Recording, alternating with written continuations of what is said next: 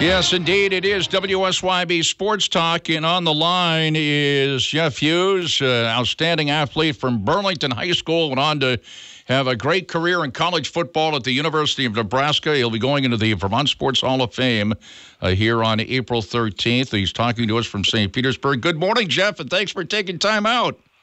Good morning, Jack. Thank you so much for having me on your show, and I say it all hi to all my Rutland friends. Yeah, and you know something, Jeff, you played at Burlington High School in the late 60s, early 70s. I came along in about 1971 or so. So you were more or less before my time before I got on the radio here in the Rutland area. But I have heard so much about you over the years, obviously, and I know several people that played against you in high school. They said that you were the fastest guy they ever saw and the best high school football player they ever saw as well. Many people consider you to be the best high school football player ever in the state of Vermont. But I suppose I've heard you.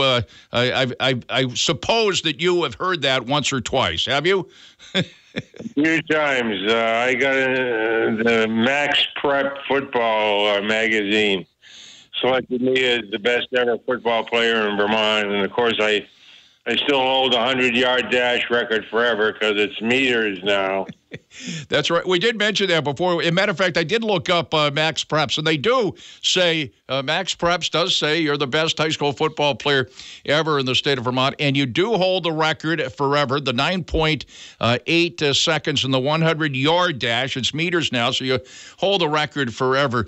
As you look back in your playing career, and I know you're living in St. Petersburg, Florida now. You asked me about if we had any snow the other day when I talked to you, and I said, yeah, a lot of it's disappeared, but since that time, as a matter of fact, going on last night and this morning, we got another 4 or 5 inches here in the Rutland area, by the way, so it must be pretty nice being down there in St. Petersburg, but it just... Well, I can come up there and ski. I used to ski in Killington. Oh, nice. Years ago, but I'm going to the PGA tournament this afternoon at the Valspar. Oh, okay. Now, just to go back to your high school career in Burlington and the times you were playing in the late 60s.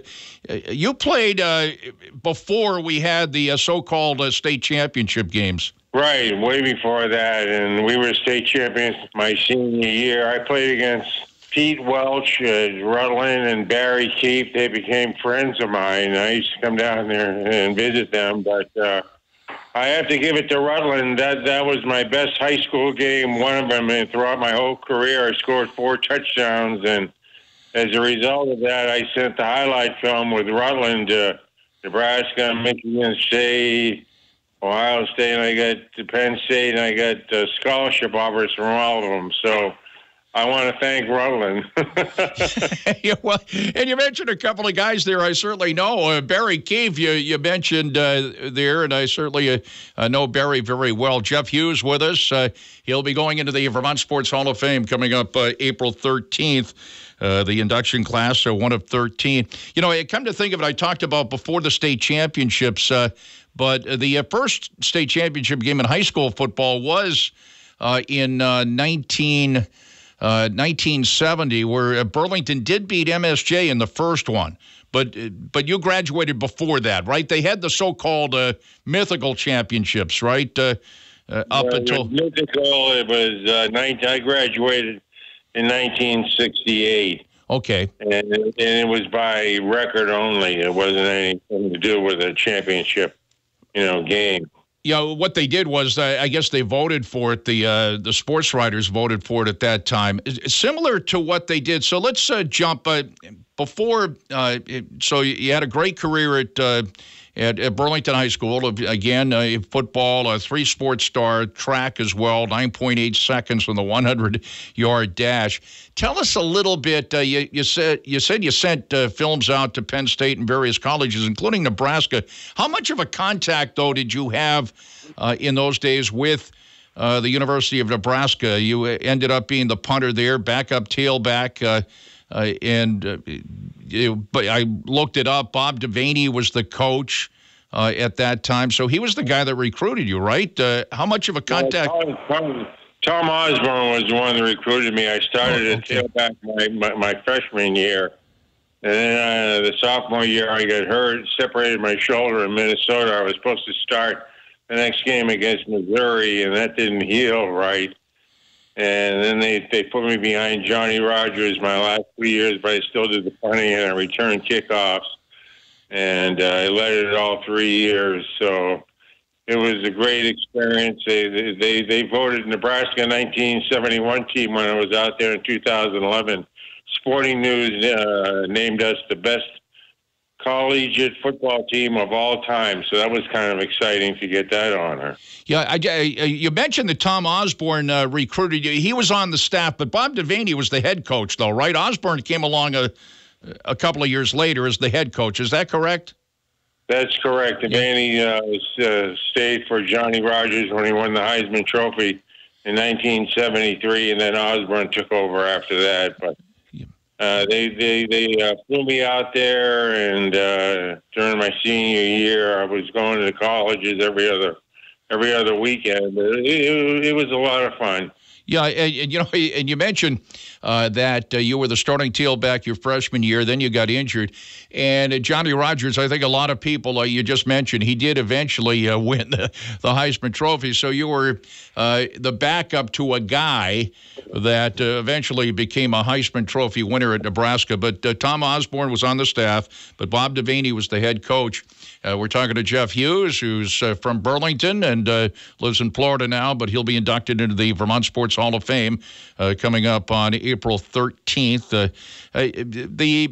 The experience at Nebraska, you won 2 national championships in a row. I know Nebraska won the Orange Bowl 3 years in a row. And when you won the national championship the first year out of your years there, it was a split national championship. We talked about the high school being voted for. This was way back. Of course, the AP, the UPI had one. Nebraska won the AP, and I guess who was it? Texas won the UPI national championship, right? That first year, and then you guys were unanimous the next year. Is that correct? Right. We were 13-0 the following year, but we tied USC when we played USC and lost them. I only lost 2 games, Missouri and University of Southern California. Then we went out there and played them the following year in 1970, and we tied them 21-21. And after that, we shared the co-national championships with Texas in 1970. Then we in 71. In 1970, I played against Burt Jones and LSU. We beat them 17-12 in the Orange Bowl. Then the next year, we buried Alabama, and Bear Bryant called us the best college football team he's ever seen. Well, he is certainly an expert on that stuff for sure. And you mentioned Burt Jones went on to quarterback the Colts. You're talking about playing LSU in the Orange Bowl. Nebraska at that time won 3 straight Orange Bowls, 2 national championships. And back in the days when they used to vote for it, you won the AP and then AP and UPI your second year. When did you guys gather around after the Orange Bowl and waited for the votes to come in? What was the experience like that way as far as finding out you won the national championship? Sort of like a presidential election, have to wait around to see how the votes turned out. Or was it just pretty much you went to class and, we won, that's nice. How did that go? That's a good question, Jack. Burt Jones in 1970, we had to wait till they voted on it Sunday, the next day. But that night, Saturday night, after we beat Alabama, what was it, 38-6 or something? They proclaimed us the outright national championship at 13-0, and that was kind of exciting. Did anybody, and we know that Nebraska fans are really fanatical, of course, were they upset that, that first year when you won the AP but didn't win the UPI national championship, were they in protest of the UPI voters, which, if I remember correctly, those were the coaches. AP was the broadcasters and writers, or did everybody just take it in stride? How did that work out when you found out you were split national champions? No, the farmers didn't do their corn that year. They were mad. How often do you get back to Nebraska, let alone Burlington? How often do you get back? We keep having these national championship reunions, and I go back there, and they introduce us on the field, individual, and the crowd goes crazy. And the last time I was there was 2011, but I'm going back again. That's when Sporting News named us #1 team ever. And it was fun to see the old guys, but a lot of guys are hurting. I have Parkinson's disease now. Right. I'm not doing that well. So I like to see George Como. I'm going to see him when I get up there. I guess he's got it too. Yeah, George Como. That was part. Again, that's private. But you are able to come back for the ceremony, right? You are. Yeah, I'm coming back, and hopefully I'll see you there, Jack. Yeah, I do. Of course, I would love to be there. I know many of the people that are going to go into the Hall of Fame. I have some other things going on that day, but hopefully I can get up there. You mentioned George Como. You mentioned Parkinson's disease. We're talking to Jeff Hughes, Burlington grad, a star there at Burlington, and went on to the University of Nebraska and going into the Hall of Fame. I'm very happy that you're able to be able to come back up here. I do work with George Como. We do an internet show together a couple of times a week. And George is out in Wisconsin this weekend, Jeff, because he's the voice of Norwich hockey, and they are in the national championship game tonight in Division III, by the way, against Wisconsin Stevens Point. So George is doing okay, and he announced a year or two ago that he also has Parkinson's disease. But again, God bless both of you for sure. Jeff, during the mid-1970s, I worked for WDOT and WVMT. Okay. Didn't they own a WSYB? Yeah.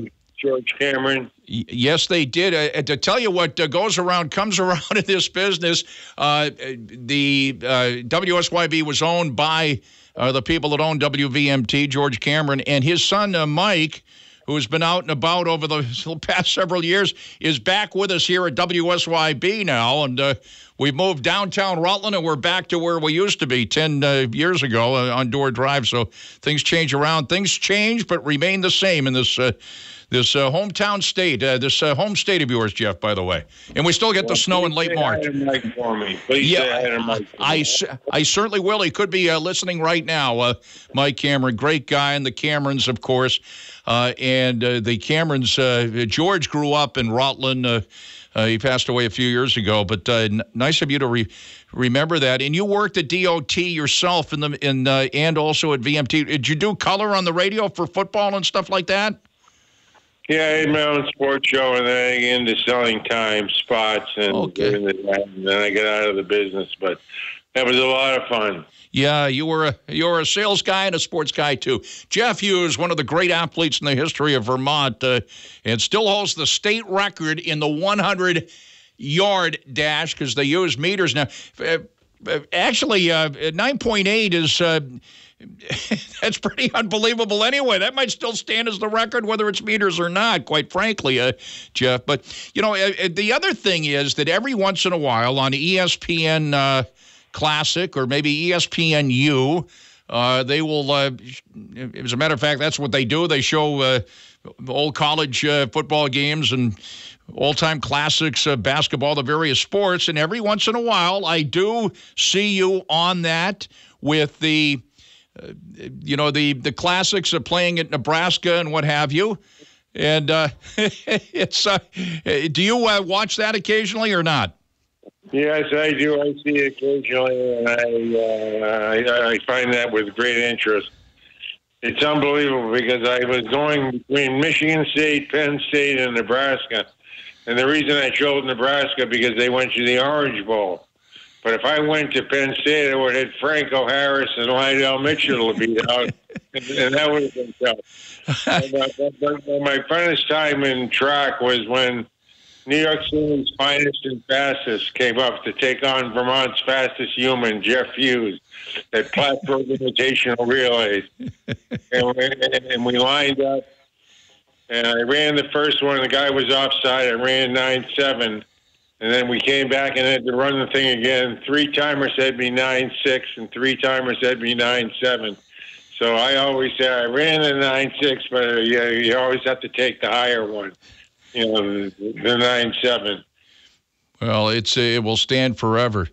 You know what? I was the fastest one on the national championship Nebraska team. So. It went faster than Johnny Rogers. He went sideways faster than me. I went forward faster. That's great. Jeff Hughes, I know we had a call coming in here during that time, but that person wants to call back if they have a question for Jeff Hughes, former star athlete at Burlington High School, went on to Nebraska. And if I was a little afraid, we're in a new place and we have new equipment as far as getting somebody on the air. When I have somebody on the air, I was afraid if I lose you, Jeff, I'm going to call you right back. So be ready here. In case I lose you. And let me see. All right. Now, hello. You are on the air with Jeff Hughes. Hello. Hey, Jack. Yes. It's me. I just turned it on. I forgot about it. But the back in the day, the word was, and if Jeff's listening, first of all, Jeff, can you hear us? Still? Yes. Okay. Go. All right. Good.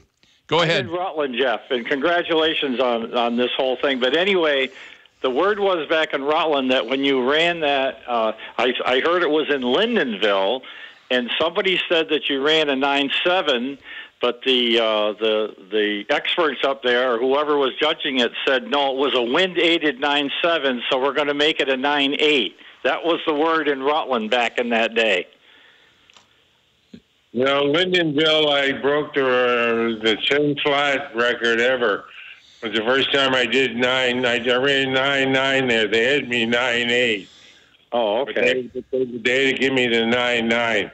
Same as in Plattsburgh. I ran three clocks had me 9.6, 3 clocks had me 9.7, so they got to give the higher one. Wow. Well, congratulations. I just wanted to see if that was the story we heard down here, if that was accurate. But congratulations. Thank you so much. I appreciate the call. Thanks for your call, sir. And again, if I'm going to go back to you. You're still there, okay? This new equipment, they didn't have that back in the 70s, Jeff. Back in your days. Reel to reel. Yeah, reel to reel. Everything's computerized now. We thank that person for the call. Jeff Hughes with us, a former star athlete at Burlington, went on to Nebraska. He lives in Florida. He's going to be inducted into the Vermont Sports Hall of Fame coming up April 13th, and he is going to be able to make the trip, which is great. You're going to be one of 13 inductees into that. There is that Burlington-Rutland rivalry, Jeff. You mentioned a couple of people that I do know from the Rutland area. You mentioned Barry Keefe, and I see him every once in a while. And and it was Charlie Spencer from the Rutland Herald back in the day that coined the phrase the Middlebury-Dixon line, and there was the North and the South, and never the twain shall meet. Was it as much of a rivalry for you guys up in Burlington as it is for us around here in the Rutland area? Oh, yeah. He was the Senator Says, right? Yes, he was. Great memory. You're absolutely right. The Senator Says. And the Senator always said that Denny Robinson and Billy Holiday were bigger and faster than me, but we didn't believe that up in Burlington. Well, you mentioned two guys, Billy Holiday, who is in the broadcasting business himself. He's also a professor. He teaches at colleges and so forth. I see him every once in a while. He's doing well. Billy Holiday. Next time I see him, I'll give your regards to him. And I'm certainly aware of Denny Robinson. He went to Vermont Academy. I was going to KUA at the time when he went to Vermont Academy after starring at Brattleboro. I certainly was not starring. I was doing a good job on the sideline watching those games. But it's good stuff, Jeff. I got to tell you, when you found out that you were going into the Vermont Sports Hall of Fame, and it is a relatively new Hall of Fame, by the way. It's I think this is the 7th class or something. It hasn't been around that long. How did you find out, and what was your reaction to it when you got the call? Well, this is very sentimental to me. It's Barry Stone called me up and he says, "Welcome, Jeff. You're inducted into the Hall of Fame." And I said, "Wow, that's humbling and very surprising that people will remember what I did 50 years ago in Vermont, running a football and playing hockey, track." But then I said, "When is it going to be?" April 13th, which is my father's birthday. So that hit home and I almost fell off the chair. So my speech will include my dad. I know he'll be there, and I'm looking forward to it. I'm glad I'm able to make it up there. Oh, and I certainly hope to make it up there. As I said, I got a few things going on that day, but I'll be thinking of you guys for sure, and all the rest, because we are going to go in among the other inductees, Jen Everett, who is from Rutland, who's starred in field hockey, went on to Wake Forest and was an All-American there. So she'll be up there as well. She lives in Virginia now, so people making the trip from all over the country. And I just and again, the ceremony will be the induction ceremony at the hotel in South Burlington. Which the name escapes me off the top of my head now. I should know, but Trader Bills or Trader. Yes, yeah, Trader. I have all the stuff here. I was going to tell people how they could pick up tickets and so forth. It has been a sellout, by the way, folks, in the whole time it's been here. But at any rate, this has been a pleasure, Jeff. I got to tell you, when I mentioned before that when I tune into ESPN Classic or something, they show Nebraska football and you're there on the field, and I think it's Brent Musburger, even in those days, if I'm not mistaken, calling the games. And it's just terrific to know. You call him Brent Cheeseburger, Jack. I think he might be still called that as well. I got to tell you, this has been fun. And what's the weather like there today? What's 75 and sunny? 75 and sunny. I'm heading up to the PGA Tour Valspar this afternoon. Okay.